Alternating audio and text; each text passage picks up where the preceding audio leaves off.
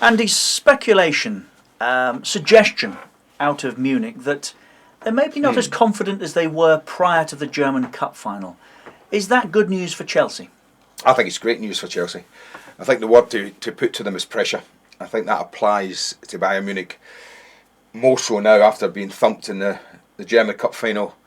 Richard, I think that pressure is heaped upon them now. They know, having lost the league by a distance, having been beaten by Dortmund, 5 times in a row, that they are under pressure from the fans. The one thing left for them is the Champions League final, and it's at their own ground. It's in the Allianz Arena, and Bayern Munich fans expect. And I think, doesn't matter how good you are, doesn't matter how much experience you've got, I think they're under pressure. And we talk a lot about Chelsea being without 4 players.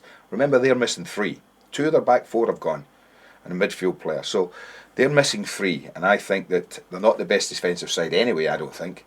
And I think that was shown in the cup final. Jupp Heynckes talking already and posing the question, which he has to find the answer to.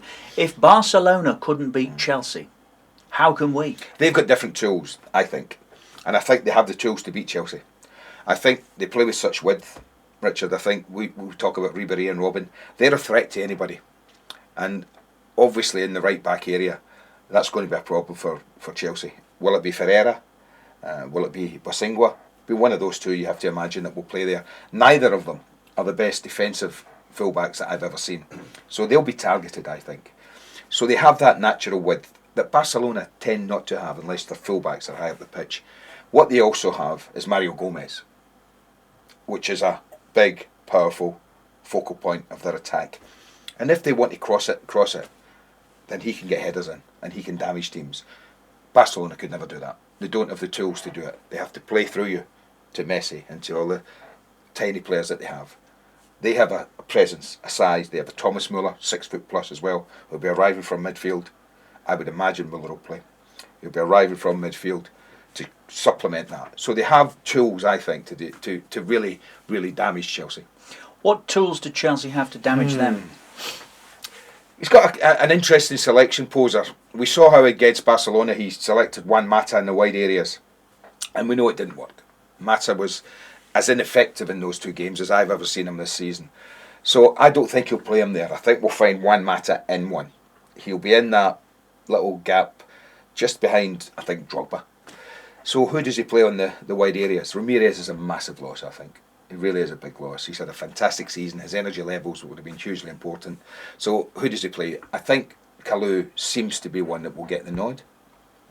And what does the other side? I think he's got Malouda or Sturridge. I think that's his decision. Not sure who he'll go with. I think it will be, he'll have to look at it and think, well, I'll make a decision on the day almost. But you'd imagine it would be one of those 2 who would play in that area. And then you just think that Frank Lampard and John Obi Mikel will be the other 2 central midfield players. I think they're vulnerable to counter-attack football. I think if they can soak up some pressure, if they can bring them on, then I actually think they can catch them going the other way. Leave them no space to run into. Yes. Restrict what Robben and his mate can do. They're going to have to double up at the back. That's what I mean about picking people in the wide areas who can supplement the full-backs. Because they're going to have to do that. They're going to have to, because Lam will be bombing forward. You know what he's like as a full-back. He's one of the best attacking full-backs in the world. So he will be supplementing either Ribéry or Robben, depending on which side they play.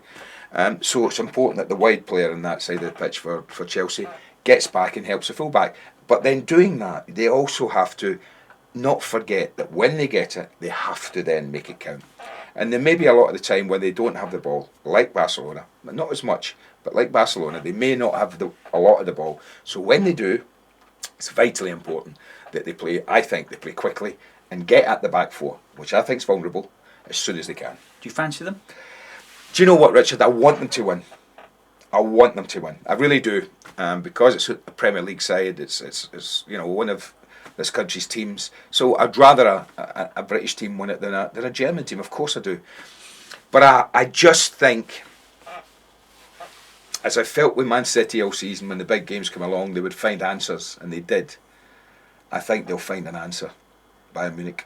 I think the firepower they have, the quartet of Müller, Ribéry, Robben and Gomez, I think you need your best back 4 in there to cope with that. And Chelsea don't have their best back 4 in. It's live on TalkSport with Andy here and Sam Matterface. Do not miss.